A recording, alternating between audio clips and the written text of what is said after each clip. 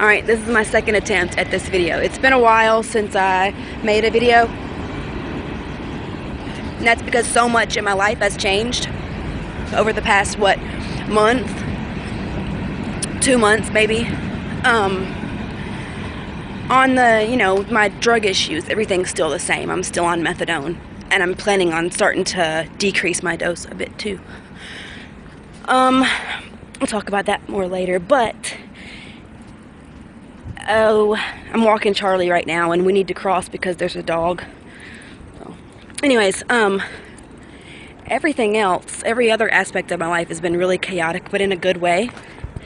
Me and Wesley broke up. And I don't think I'm gonna go in and tell that whole story about, I'll save that for another video. But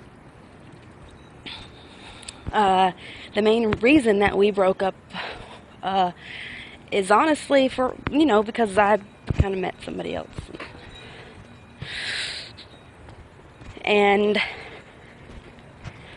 I don't know, matters of the heart, they're never easy. Look at this dog. Like, it's so difficult for me to smoke and try to record a video because of Charlie. I think I'm going to take him to the trail. It's been a while. So, come on, Charlie, you want to go to the trail? Okay, anyways, so yeah, matters of the heart are never easy. And it's even more difficult because the heart can be fickle. So,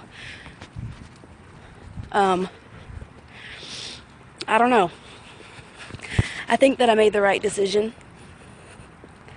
Hopefully I did.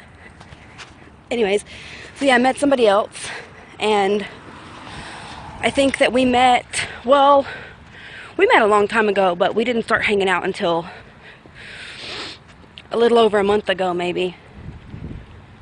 Not even a month, yeah, a little over a month ago, maybe like a month and 3 days ago. And we've pretty much been hanging out nonstop since then.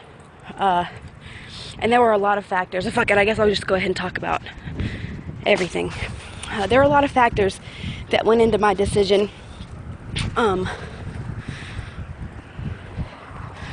With me and Wesley, things hadn't been so great between us for the last, 3 months or so, and I'm not sure why. He started to be really rude to me and mean to me all the time, and it felt like you know how sometimes we are mean to the people who are closest to us because we know that they're going to be there and we know we can take out our frustrations on them, because we know they're going to be around. I felt like he was doing that to me, and I dealt with it, and it was fine. But it started getting to the point where I felt like I would even ask myself, why is he even calling? Because it seems like my voice gets on his nerves. And so, yeah, things were kind of shitty for the last, 3 months. And I did end up meeting somebody else, and it came at a weird time because of Wesley's attitude towards me. I started to question why I was even putting the effort in that I was, especially if we had 15 minutes a day to talk. And every phone call was bad and negative. And then one day when I went to visit him, they wouldn't let me back because my pants were too tight. They said my pants were too tight, so they wouldn't let me go visit him. And, he just lit me up for that. And that was kind of the last straw. And I even drove, he called me around 3:45, and he was like, they told me that you were a no-show. Where are you? And I was like, no, I'm here. they just wouldn't let me back. My pants were too tight. So he told me to drive around the prison, and he would be able to see my car because he didn't believe that I was actually there. So I did. I drove around, and I could see him in his window, so he knew that I was there. He knew that I wasn't bullshitting, and for some reason he still like lit me up for that, even though it wasn't my fault. And we'd had issues with my pants before, and I had bought like 2 new pairs of pants, and I keep gaining weight, so my pants keep getting a little tighter. Anyways, things had just started getting like really crappy between us, and I started to wonder why he would even call. And those things are little, like those seem like little issues, but when you're in a relationship with somebody who's locked up, they're huge. Things like phone calls and visits, you know, that's all you have. Phone calls, visits, and letters, that's all you have. So, you know, when those things start going to shit and one person isn't holding up their end of the bargain, it's huge. It's completely detrimental to the relationship. So because of his actions, I started to really question if the life with him was the life that I wanted, because I felt like I've never really discussed his legal issues, but he's locked up for like drug possession and introduction of contraband into a penal institution. And so it's important to me that he was very adamant about leaving that lifestyle behind, because even though I am on maintenance treatment, I no longer take part in that lifestyle, and I want nothing to do with it. And the closer it got to him getting out, the more he seemed like, the less he seemed like he wanted to make the right choices. You know, for the past 7 months, he seemed like he was going to make the right choices, and it seemed like he really wanted to have a good life.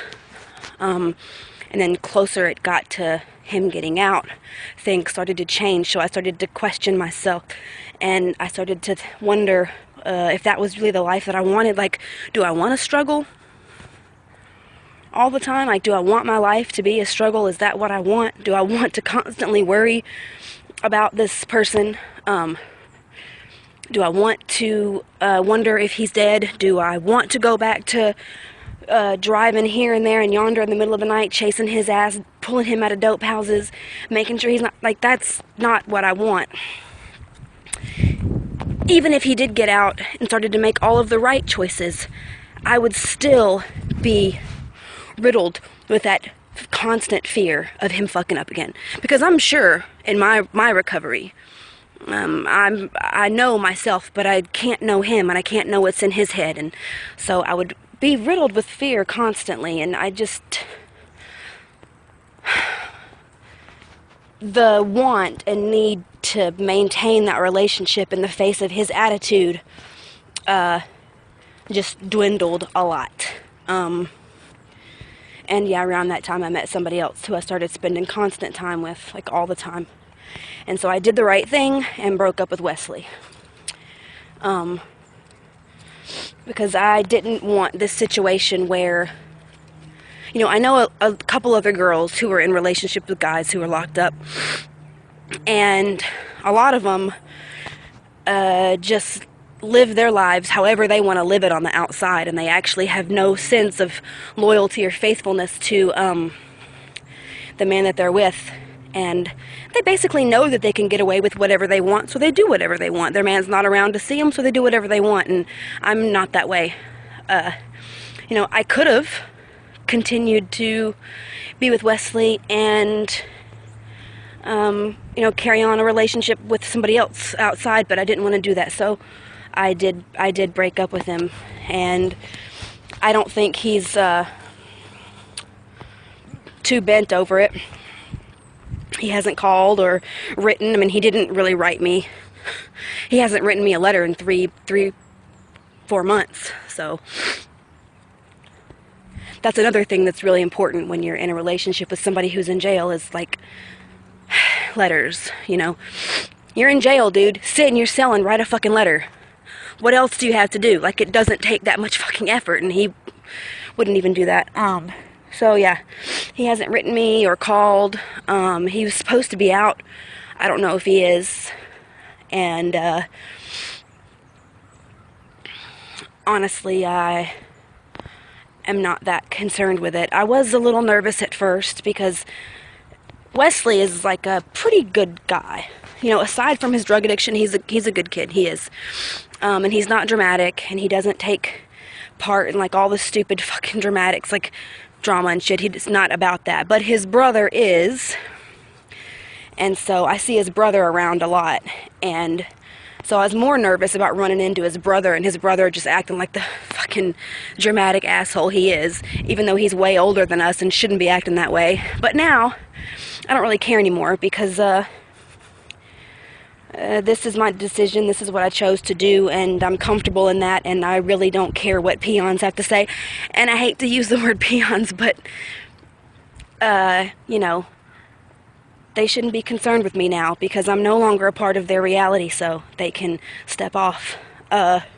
Anyways, that's what I've been doing for the past couple months, and this is the person that I met. Say hi. I met him through his roommate. His roommate's a friend of mine. We'd go out together a lot. And then his friend went out of town, and I didn't have anybody to hang out with. And I was complaining to his roommate over Facebook Messenger.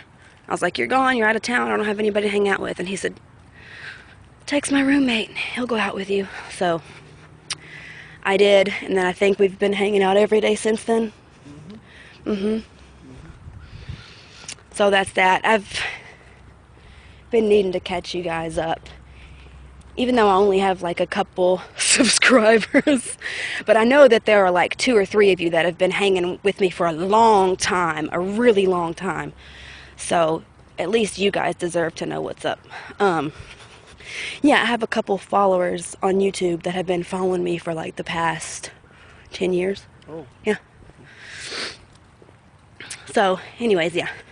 That's it, and I'm going to try not to be so lazy with videos.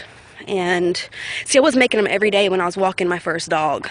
And then because Aziz started coming with me, I stopped making them because he was with me and we were just talking, you know, wasn't concerned with making videos. But, so that's that. Oh yeah, Snapchat. You guys should, I want to follow more people on Snapchat, so I'm going to put my Snapchat name in the description box down here, and you guys add me there.